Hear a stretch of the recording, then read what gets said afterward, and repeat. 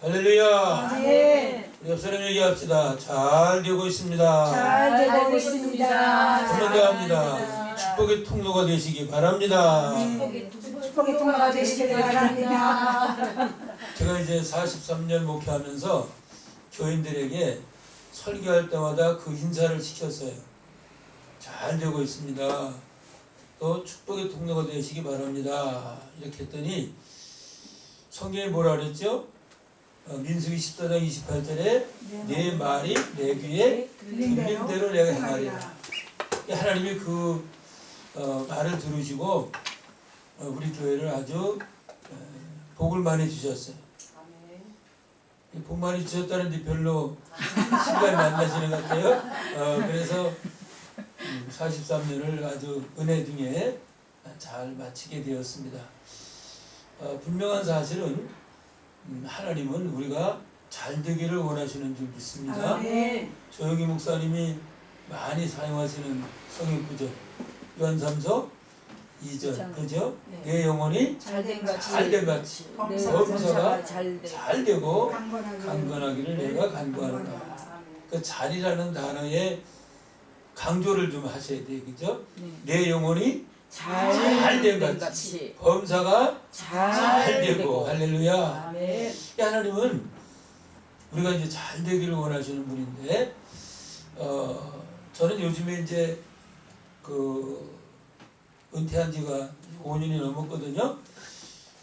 이렇게 살면서 참 너무 그 은혜에 대한 이런 그 감격 또 감사 이게 점점 세월이 갈수록 나이가 먹을수록 더 많아지는 것 같아요. 그 어떤 분량이랄까 이런 것들이 목회할 때는 몰랐는데 은퇴하고 보니까 야 진짜 하나님의 은혜였구나. 제가 1977년에 목회를 시작했어요. 28살 총각 때 결혼도 안 하고 신학교 4학년 때 굉장히 무식이 용감하다고 아무것도 모르고 개척을 시작했습니다. 조그만 방에서 이제 4명을 데리고 예배를 시작했는데 아주 시골이었어요. 저 여러분 아시죠? 그 수원 전역이 화서입니다. 화서. 지금은 화서역이 뭐 거기 스타필드 들어오고 엄청 번화한 도시가 됐는데 옛날엔 그 아주 시골이었어요. 전철역에 이제 제가 밤에 어디 갔다 오다가 이제 전철이 내리면 나 혼자 내려요. 사람이 없으니까. 그 정도로 아주 시골이었습니다. 근데 내가 어디 시작을 해서 점점 이렇게 교회가 성장해서 아주 잘 목회를 마쳤어요. 더 감사한 것은 은퇴하고 나서도 하나님께서 그렇게 놀리지를 않으시더라고요. 어떤 분은 그 은퇴하면 금방 늙어요. 왜? 일할 게 없으니까. 그죠? 또 어떤 분은 또 은퇴하고 금방 돌아가시는 분도 많더라고요. 일을 막 하다가 갑자기 스톱을 하니까. 저는 하나님께서 계속 일을 시키셔갖고, 뭐 미국에 제가 이제 딸이 있어서 가끔씩 가거든요. 가면 미국 가서도 또 하나님이 그냥 놔두질 않아요. 거기서도 또 설교할 수 있는 기회를 주시고, 전도하게 하시고, 이렇게 열심히 또 헌신을 하게 하시더라고요. 그래서 제가 요즘에 이제 교회마다 다니면서 설교할 때 이 제목으로 많이 설교합니다. 한번 따라할까요? 은혜입니다. 은혜입니다. 할렐루야. 은혜입니다. 제가 이제 목회를 하면서 지금은 이제 그 목사님들이 대신방 잘 안 하잖아요. 그죠? 해도 이제 이렇게 교회에서 요즘에 이제 구역, 어떤 교회는 구역이라고 그러고 어떤 건 셀이라고 그러잖아요. 저는 셀이라고 그러는데 옛날에는 가정에서 셀 예배 드렸는데 지금은 다 교회에서 하더라고요. 직장 생활하고 또 주중에는 바쁘고 그러니까 그런지 몰라도 되게 그래요. 그러나 저희가 목회할 때는 대신방을 1년에 2번씩 했어요. 그래서 이제 집집마다 가서 예배를 드리죠. 보통 하루에 막 10가정씩, 또 더 많을 때 12가정씩 막 했어요. 그래갖고, 그래도 뭐 한 2달 정도는 해야 되는. 그걸 이제 2월부터 시작해서 4월까지. 또 10월부터 시작해서 12월까지 이렇게 이제 했는데 이제 뭔 얘기 하려고 그러는가 하면 이제 가서 이제 신방을 하려면 찬송 부르고 기도하고 말씀 전하잖아요. 근데 가능하면 그 가정에 좀 그 잘 부르는 또 그 가정이 좋아하는 찬송을 하면 좋겠다. 그래서 이제 가면 이제 물어봅니다. 권사님 무슨 찬송 좋아하세요? 그러면 대부분의 권사님들이 그래 301장 뭐죠? 지금까지 지내온 것 주의 크신 은혜라. 또 어떤 거 있어요? 권사님 어떤 찬송 좋아하세요? 310장 하나님의 은혜로. 그죠? 많은 그 가정들이 그 은혜에 대한 찬송을 굉장히 많이 부르고 또 좋아하더라고요. 여러분 그렇잖아요. 요즘에 그 누구죠? 손경민이라는 그 목사가 작시한 그 은혜라는 찬송이 아주 굉장히 많이 불려지잖아요. 이런 거 보면 하여튼 참 감사한 것 같아요. 성경도 은혜에 대한 말씀이 굉장히 많이 나옵니다. 특별히 우리가 잘 아는 사도 바울은 진짜 은혜에 사로잡힌 사람이에요. 그 뭐라고 그럽니까? 에베소 2장 8절 7절에 우리가 그 은혜로 인하여 믿음으로 말미암아 구원 얻었나니 이게 너희에게 난 것이 아니요 하나님의 선물이라. 은혜로 말미암아 구원은 은혜로 구원받았다는 얘기죠. 그래서 사도 바울은 그 고백을 한 이유가 있어요. 그죠? 디모데전서 1장 12절에 보면 자기 과거를 말하면서 자기는 세 가지 나쁜 짓을 했다는 거죠. 첫째는 뭐요? 첫째는 회방자, 그죠? 하나님을 회방하는 그런 사람이었어요. 근데 두 번째는 또 뭐라 그랬죠? 그 폭행자, 아주 때리기를 잘했는가 봐요. 폭행자. 또 하나는 뭐라 했더라? 하여튼 회방자, 폭행자, 하나는 잃어버렸네. 하여튼 그 세 가지로 자기를 말해. 그러면서 이제 그 디모데전서 1장 16절에 보면 나는 죄인 뭐라 그랬죠? 죄인 중에 괴수라, 괴수. 여러분 요즘에 현수막 보면 뭐 내란 수계 이런 말을 쓰잖아요, 그죠? 그 수계라는 말이나 괴수라는 말 똑같은 말인데 그게 뭐냐면 뜻이 뭐냐면 악한 일을 행하는 자들의 우두머리 그런 뜻이에요. 이해되시죠? 네. 악한 일을 행하는 자들의 우두머리. 그 바울은 자기를 고백하면서 그렇게 고백을 해요. 나는 과거에 하나님을 알지 못하고 예수님을 인격적으로 경험하기 전에 이렇게 그 악을 행하는 사람들의 우두머리로 살았다. 그런데 하나님께서 그에게 은혜를 베풀어 주셔서 그를 구원해 주셨고 또 그를 하나님의 일꾼으로 삼으셨단 말이에요. 그래서 사도 바울이 또 고백하는 게 뭐예요? 고린도전서 15장 10절에 보면 내가 다른 사도보다 많은 일을 했지만 내가 한 것이 아니라 나와 함께 하신 하나님의 은혜로 된 것이다.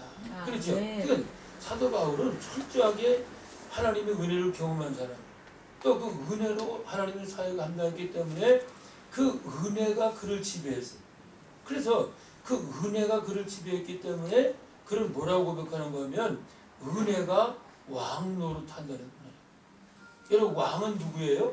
하나님. 다스리는 자잖아요. 그죠? 다스리고 지배하는 자가 왕인데 우리 믿는 사람들에게는 구원받은 사람에게는 바로 은혜가 우리를 다스리고 은혜가 우리를 지배하는 그런 삶을 살아야 된다. 할렐루야. 그러니까 은혜가 왕 노릇하는. 여러분 어때요? 은혜를 경험한 사람은 어떤 고난도 참을 수 있어요. 또 은혜를 경험한 사람은 아무리 억울한 일도 참을 수 있어요. 은혜를 경험한 사람은 어떤 시련과 연단이 와도 하나님께 감사하게 되는 거죠. 그래서 이 은혜는 알면 알수록 하나님 앞에 더 가까이 나갈 수 있는 그런 기회가 된다는 겁니다. 여러분 은혜에 늘 감사하시기 바랍니다.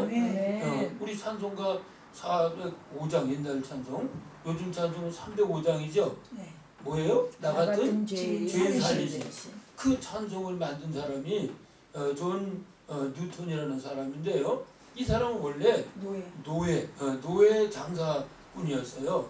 노예를 이제 사고 파는 일을 했는데 어때요? 아프리카에서 노예를 잡아다가 영국이나 미국 시장에 파는데 이 노예들이 그렇게 순수하게 말을 듣겠어요? 잘 안 듣죠, 그죠? 그러니까 말 안 들으니까 막 몽둥이로 때리고 막 채찍으로 때리고 이렇게 그래서 사나울 수밖에 없죠. 심지어 어떤 경우는요, 아주 끝까지 말을 안 듣는 노예는 그냥 배에서 바다로 던져버린다는 거죠. 그 정도로 악한 사람. 어떤 선교사님이 그에게 예수 믿으라고 전도했어요. 이 사람이 성질 나빠갖고 돌을 들어갖고 말이에요. 이 선교사님 등짝을 막 찍었다는 거예요. 그래갖고 그 선교사님이 이 등을 못 쓸 정도로 그렇게 불구자가 됐다는 거예요. 그런 정도로 안간한 사람인데 그가 예수님을 영접하게 되고 구원을 받게 됐어요. 그 자기가 과거에 했던 행실을 생각해 보면 자기는 꼼짝없이 지옥 가야 되고 꼼짝없이 하나님의 형벌을 받아야 되는데 하나님의 은혜로 구원받았어요. 그래서 그 찬송을 만들게 됐다는 거죠. 나 같은 죄인 살리신 주 은혜 놀라와.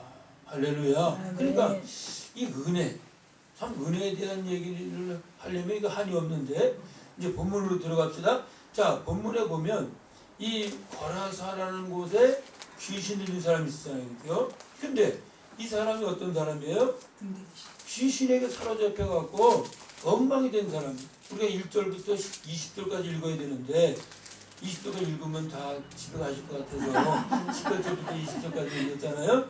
어쨌든 1절부터 보면 이 거라사라는 곳에 귀신 들린 사람이 있었는데 이 사람은 말이에요. 얼마나 귀신이 그를 완전히 사로잡았는지. 아니 멀쩡한 사람이면 집에 있어야 되잖아요. 근데 귀신이 사로잡으니까 무덤 사이에 거처를 정하고 또 그것도 막 어떻게 돼? 밤낮없이 소리를 질러요. 어때요 여러분? 이웃 사람이 막 소리 지르면 기분 나쁘잖아요. 얼마나 소리 질러요. 그러니까 동네 사람들이 도저히 안 되겠으니까 막 이 쇠고랑으로 채우기도 하고 또 이 뭐요? 쇠사슬로 묶기도 하고. 근데 성경에 보니까 세상에 쇠사슬도 풀고 쇠고랑도 다 끓는 그런 힘이 있었어요. 여러분 진짜 귀신 들린 사람은요 엄청 힘이 있어요. 우리 목사님들 아마 많이 다뤄보셨을 거예요. 귀신 들린 사람. 저도 목회하면서 몇 번 그런 경험이 있는데 아니 멀쩡한 애기 엄마가 이제 애기가 그때 어렸어요. 한 2살 정도 이렇게 어렸으니까 그 자매도 아마 나이가 뭐 한 30 좀 넘던지 아마 그랬을 것 같아요. 아 근데 이 사람이 귀신이 들린 거예요. 그런데요, 야 그렇게 나약해요. 아주 뭐 덩치도 약하고 그런데 얼마나 힘이 센지 그냥 이 장정 2사람이 붙잡아도 감당이 안 되는 거예요. 뿌리치면 막 벽이라고 떨어지고 막 이럴 정도로. 어느 날 내가 신방하고 들어왔는데 막 교인들이 웅성웅성 그러더라고요. 그래서 웬일인가 싶었더니 이 자매가 그냥 귀신 들려갖고 정신이 없어갖고 지하실에서 칼을 가지고 지하실에 우리가 그때 이제 식당이 지하에 있었거든요. 세상에 보칼을 2개 가지고 이제 앉는 의자 왜 그때 같은 데 가면 뇌장갑 그걸로 돼 있는 의자 있죠. 방석 있잖아요. 세상에 그걸 막 이렇게 하면서 막 소리를 지르는 거야. 야 겁나대.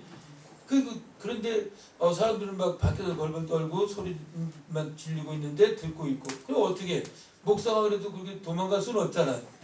진짜 참 난감하대. 모른 척 할 수도 없고 도망갈 수도 없고. 그래서 이제 순교를 각오하고 내려갔어요. 그랬더니 말이에요. 이 자매가 나 딱 쳐다보더니 왜 그때한테 뭐가 불만인 것 같아. 뭐 왜 안 들어주냐고 막 이러면서 막 칼로 그냥 그 방석을 막 찔러주고 이 방석이 막 이렇게 갈겨 찢어지고 그런 거. 근데 그러지 말고 얘기 좀 하자. 칼 놓고 얘기하자. 이렇게 하니까 걔도 이제 듣더라고요. 그래서 이제 이렇게 얘기하고 있는데 그때 하여튼 그 자매가 얼마나 힘이 센지요. 감당을 못하겠더라. 그래서 이제 그렇게 됐는데 나중에 보니까 다른 데로 갔다가 오랜 후에 만났어요.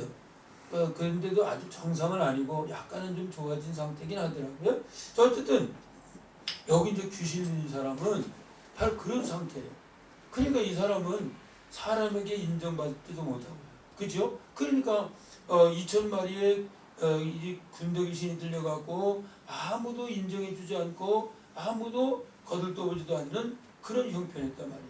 그런데 중요한 건 뭐냐면 이 사람 한 사람을 고치기 위해서 이 한 사람을 치료하기 위해서 예수님이 갈릴리에서 복음을 전하시다가 배를 타고 거기 오셨다는 거예요. 나중에 한번 4장 마지막 부분을 보면요. 이제 5장 1절부터는 거라사 지방으로 오신 걸 얘기하고 있고 4장 마지막 부분에 보면 뭐냐면 갈릴리에서 복음을 전하시다가 이 거라사라는 곳에 귀신 있는 사람을 고치러 오시는데 그게 평탄하지 않았어요. 배를 타고 오시는데 밤중에 그러니까 아마 갈릴리에서 낮에 계속해서 사역을 하시다가 이제 때가 저물어서 오신 것 같아요. 근데 그 오시는 가운데 어떻게 되는가 하면 밤새도록 바람이 불고 파도가 치고 해서 막 제자들이 어떻게 선생님 우리가 죽게 생겼습니다 이럴 정도였어요. 그렇게 아주 괴롭게 밤을 지새우면서 배를 타고 오신 거예요. 근데 더 귀한 건 뭐냐 하면 이렇게 오셔서 그럼 밤새도록 오셨으니까 이 사람 고치고 좀 쉬시고 가셔도 되잖아요. 근데 성경에 보면 이 사람을 치료하고는 바로 또 배를 타고 건너가세요. 저는 이 마가복음을 읽을 때마다 거기에 감동을 굉장히 받아요. 예수님은 이렇게 아무도 인정해주지 않고 형편없이 되어진 이 한 사람을 고치기 위해서 그 밤새도록 고생하면서 배를 타고 오셔서 그 일을 하셨다는 거예요. 이게 바로 뭐예요? 이게 은혜라는 거예요. 할렐루야. 은혜라는 게 뭐예요? 받을 수 없는 사람에게 베푸는 것이 바로 은혜 아닙니까? 이 거라서 귀신 들린 사람은 진짜 아무도 관심 갖지 않는 사람이에요. 오히려 다른 사람에게 해를 끼치고 다른 사람에게 이제 욕을 먹고 이런 사람이 있단 말이에요. 근데 그 사람 하나를 고치기 위해서 그 밤새도록 배를 타고 오셔서 고치고 그리고 다시 또 왜 그런가 하면 예수님의 활동 무대는 거라사가 아니라 갈릴리잖아요. 그죠? 그러니까 이 사람 고치고 나서 바로 또 갈릴리로 가시는 것을 우리가 보게 돼요. 이게 바로 은혜라는 거예요. 여러분 이것은 뭐죠? 우리에게도 해당되는 거예요. 여러분 우리는 어떤 존재입니까? 예수 믿기 전에 우리는 그렇죠. 에베소 2장 1절로 3절에 보니까 허물과 죄로 죽었던 자예요. 여러분 세상에 제일 불쌍한 사람은 누구예요? 답을 다 드리고 물어보잖아요. 죽은 사람이 제일 불쌍하지. 그런데 살에 있는 사람 그래도 어쨌든 살잖아, 그지? 좀 가난하게 살아서 그렇지, 아니면 또 좀 아픔 가운데 살아서 그렇지, 아니면 좀 형편이 어려워서 그렇지, 살긴 살잖아, 그래도, 그죠? 어떤 사람이 그러더라고. 앞으로는 어쨌든 100살까지 산대요. 건강하게 살아도 100살 살고, 아파도 100살까지 산다는 거예요. 요즘 가만히 보면요. 요양원에 제가 이제 설교하러 많이 가는데 가보면 세상에 100살 넘은 분들도 많이 있어요. 90 몇 살 뭐 대부분 그래. 그래 몇 년 됐어요? 그것인지 10년 넘었대요. 그렇게 10년 넘게 그냥 사는 거예요. 그냥 사는 거예요. 그러니까 산 사람은 어떻게든 산다니까. 한번 산 사람은 어떻게든 산다. 그렇죠? 뭐 둥글면 살든지 뭐 엎드려 살든지 산다고요. 제일 불쌍한 죽은 사람. 근데 성경이 이게 뭐라고 말하느냐? 허물과 죄로 죽었다는 거예요. 죽었다는 말은 육신이 죽은 게 아니라 영적으로 죽었다는 얘기죠. 그죠? 영혼이 죽었어요. 근데 영혼이 죽으니까 어떻게 돼? 마귀의 자녀가 되는 거예요. 그래서 성경은 에베소 2장 2절에 보니까 마귀의 자녀로 살았다는 거예요. 그래서 결국은 에베소 2장 3절에 보면 결국은 진노의 자녀였다는 거예요. 우리 과거는 그랬어요. 우리가 예수 믿기 전에 그렇게 살았단 말이죠. 저도 이제 안 믿는 가정에서 태어났어요. 우리 어머니가 이제 제가 이제 막내 아들이니까 저를 데리고 어디를 가냐면 무당집을 가요. 그 무당집에 가면 이제 무당이 뭐 이렇게 뭘 하다가 이렇게 나중에 보면 이렇게 참호지라 그러죠. 그걸 이렇게 이제 해서 여기서 불을 달려요. 근데 불이 이렇게 연기가 이렇게 올라가잖아요. 그러면 오늘 재수가 좋겠다고 연기가 올라가니까 근데 어느 날 가보면 연기가 이렇게 옆으로 이렇게 돼.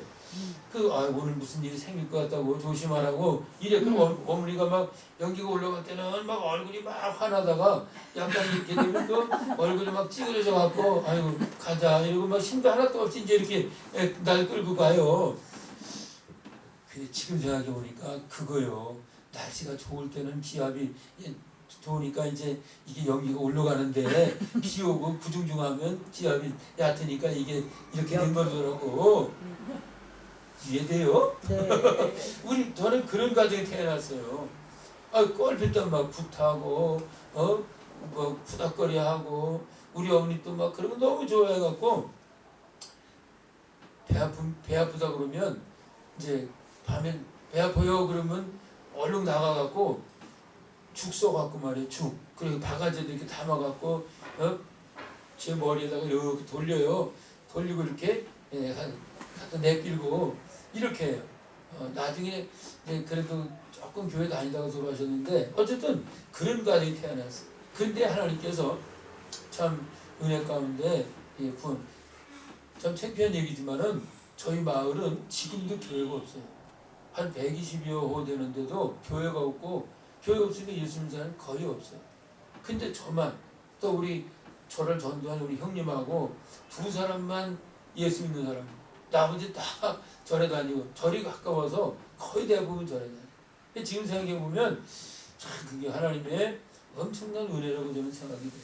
어쨌든 여러분 보세요. 자 이렇게 이제 걸어서 귀신 들리는 사람이 이렇게 예수님의 은혜로 구원 얻게 됐어요. 더군다나 예수님은 이 사람을 그냥 고친 게 아니잖아요. 어떻게 했어요? 2,000마리 돼지떼를 희생하면서 이 사람 치료해줬어요. 여러분 돼지 2,000마리면 얼마의 가치? 우리 목사님 돼지 한 마리 얼마입니까? 몰라요. 몰라. 최소한도 5만 원은 될까요, 그죠? 아니면 10만 원? 몇천만 원 되겠죠. 쬐끔한 거 아마 새끼도 아마 한 2, 3만 원 가는지 모르겠어요. 이게 진짜 좀 알아갖고 올 거겠네. 어쨌든 최소한도 5만 원 따져보세요. 그럼 2,000마리면 얼마예요? 1억이야, 그죠? 1억. 만 원이면 2,000만 원이고 5만 원이면 1억이잖아요. 놀래지도 않으세요? 그렇게 많은 돼지를 그러니까 예수님은 어떤 경제적인 가치보다는 한 영혼을 더 귀하게 여기셨다는 거예요. 할렐루야. 한 영혼을 위해서 경제적으로 보면 굉장한 손해지만은 그렇게 2,000마리 돼지들을 희생하면서 이 사람 이 사람 회복시켜 주셨어요. 이게 은혜예요.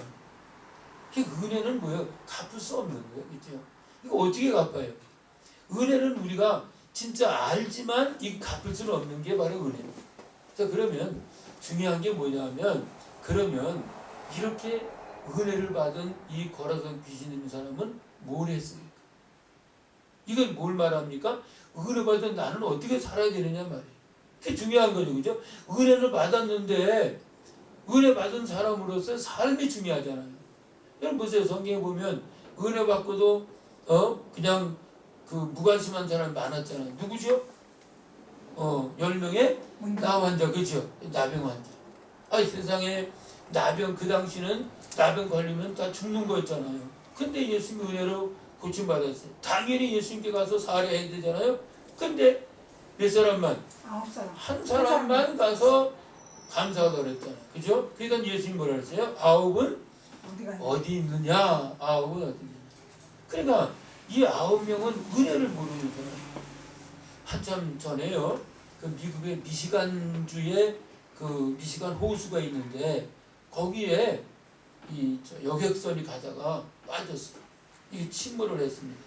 그래갖고 많은 사람이 이제 물에 빠졌는데 그때 마침 그 수영 선수 한 사람이 그 주변에 있다가 그걸 보고 뛰어들어가서 22명을 건졌어요. 물론 이제 많은 사람이 죽었지만은 이 사람이 그 수영 선수니까 건져줬어요. 그래서 22명이 살았습니다. 나중에 이제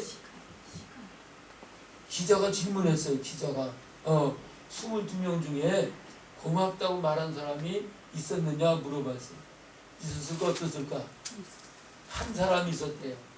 그것도 초등학생. 그것만 감사했다는. 자, 아무튼 여러분 여기 걸어서 귀신 있는 사람이 이렇게 치료받고 뭘 했느냐? 두 가지.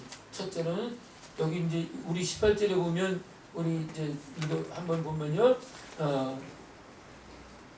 18절에 예수께서 배에 오르실 때에 귀신 들던 사람이 함께 있기를 간구하였으나. 그렇죠.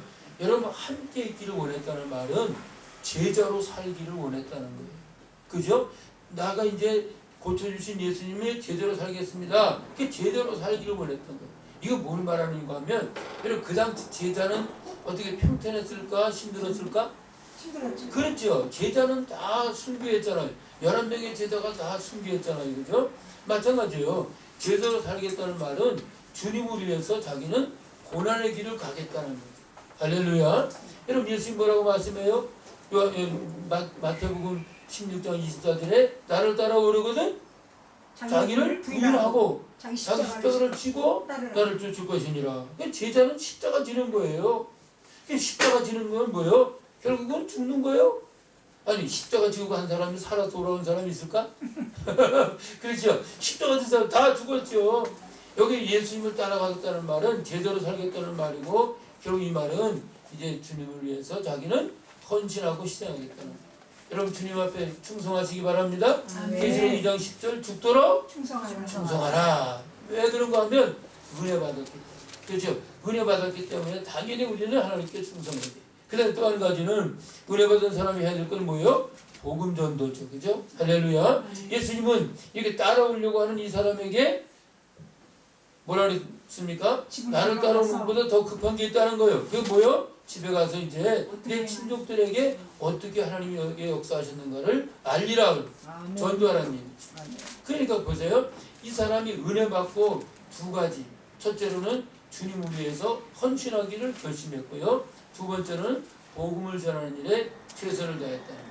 할렐루야. 그래서 여기 20절에 보니까 그가 가서 예수께서 자기에게 어떻게 큰 일을 행하셨는지를 대가 불려 전파하니 모든 사람이 놀랍게 여기더라. 할렐루야. 여러분 복음 전도도 그냥 되는 게 아닙니다. 은혜에 대한 감격과 기쁨과 감사가 있을 때에 복음을 전하게 되는 줄 믿습니다. 아멘. 할렐루야. 우리 목사님들 열심히 전도하시죠? 네. 전도하십시다. 열심히. 저는 진짜 제가 이제 그 목회하면서 두 가지로 이제 하나님 앞에 헌신하기로 결심했어요. 보니까 다른 것보다도 기도생활. 기도생활 당연하잖아요. 두 번째 전도. 그래서 이제 저는 목회하면서 가능하면 일주일에 한두 날은 이렇게 이제 정해서 전도를 했습니다. 은퇴하고 보니까 시간이 많잖아요. 뭐 하겠어요? 요즘도 이제 계속 전도하려고 애를 쓰죠. 그래서 가능하면 하루에 한 번씩 익힐 거라고 전도하려고 애쓰는데 요즘엔 막 일이 바빠갖고 제대로 못했는데 하여튼 전도하려고 애를 써요. 미국 가서도 3개월 있으면서 계속 전도했어요.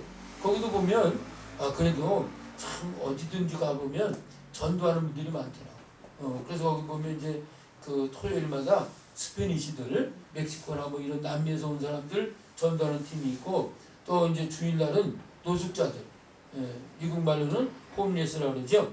그 집 없는 사람들 전도하는 팀이 있고 그래서 저도 같이 다니면서 계속 전도했어요. 너무 재밌더라고요. 아무튼 여러분 이 사람이 이렇게 고침받으니까 그 은혜를 감사하는 마음으로 복음을 전해요. 이번에 그 지난 1월달에 말이에요. 그 마다카스가스라는 그 아프리카 여러분 어딘지 잘 모르시죠? 발음도 어려워. 이거 외우느라고 혼났어요. 혼자 걸렸어요. 마다카스가스. 마다카스가스라는 데가 지도를 한번 보세요. 마다카스가스라는 곳인데 아프리카가 이렇게 고구마처럼 생겼는데 거기 섬이에요. 그래도 그 큰 섬이 한 4천만 명 사는 데인데 거기 한국 선교사님 두 사람이 어떻게 했대? 피살당했다는 소식 들었잖아요. 그죠? 거기 보면 그 지난 1월 24일 날 그 강도가 들어와갖고 두 분이 피살당했어요. 근데 그 중에 한 분은 56이고 한 분은 88세예요. 88세 되신 그 장인어른하고 이제 그 사위하고 돌아가셨는데 그 88세 되신 분은 저 호남 전남 그 벌교 뭐가 유명해? 꼬막. 꼬막 유명한. 우리 교인 벌교 사는 교인이 초성이 나가고 갔더니 막 얼마나 막 꼬막을 많이 삶아주는지 아주 먹느라 혼났어요. 하여튼 그 벌교에서 목회를 오랫동안 하신 분이에요. 그래서 이제 은퇴하시고 사유가고서 이제 선교사로 있으니까 갔다가 이제 이렇게 살해당하셨는데 참 그거 보면 연세도 그렇게 많으신데 88세 우리나라 나이로는 89세요. 신문에 나온 거 88세니까 그럼 진짜 편안히 사실 만도 한데 그렇게 하셨구나. 여러분 그거예요, 그죠? 왜 그렇습니까? 그건 바로 하나님 말씀 때문이에요. 성경 뭐라 했습니까? 너희는 온천에 다니며, 그죠? 마가복음 16장 15절에 너희는 온천에 다니며 만민에게 복음을 전하라. 할렐루야. 만민에게 복음을 전하라. 또 마태복음 28장 18절, 19절, 20절에서는 너희는 가서 모든 민족으로 제자를 삼으라. 그죠? 성경은 우리가 전도할 대상이 온 세상, 또 모든 민족, 또 사도행 1장 8절은 어디까지? 땅 끝까지. 그죠? 그러니까 여기 걸어서 귀신 있는 사람이 이렇게 은혜를 받고 그 은혜에 감격해서 주님의 제자가 되길 원했던 것처럼 우리도 주님에 위한 헌신을 각오해야 되겠고, 또 복음을 전하는 최선을 다했던 것처럼 우리도 이런 삶을 살아야 할 줄 믿습니다. 참 이 마지막 때도 우리가 살고 있어요, 그죠? 아직도 구원받은 사람이 너무 많고 또 우리가 해야 될 일이 너무 많은데, 마지막으로 중요한 것은 이 걸어서 귀신을 보면서 깨닫는 것 하나가 뭐냐면, 다시 말하지만은 아까도 얘기했지만 진짜 은혜가 왕노릇하는, 은혜가 왕노릇하는. 그래서 언제든지 내가 뭐를 하든지 목회를 하든 아니면 뭐를 하든 간에 하나님의 은혜가 왕노릇해서 그 은혜가 나를 지배하고 은혜가 나를 이끌고 은혜가 나로 하여금 어떤 일을 행하게 하는 그런 원동력이 되야 된다. 할렐루야. 내 의지와 내 어떤 결심이 아니라 그 은혜 때문에. 그죠? 그 마지막 고백은 바울사도처럼 내가 나 되는 건 하나님의 은혜로 된 것이다. 이런 고백을 할 수 있는 우리 모두가 될 수 있기를 주의 이름으로 축원합니다. 기도하겠습니다. 여기 있는 대로 해요? 네네. 여기 있는 대로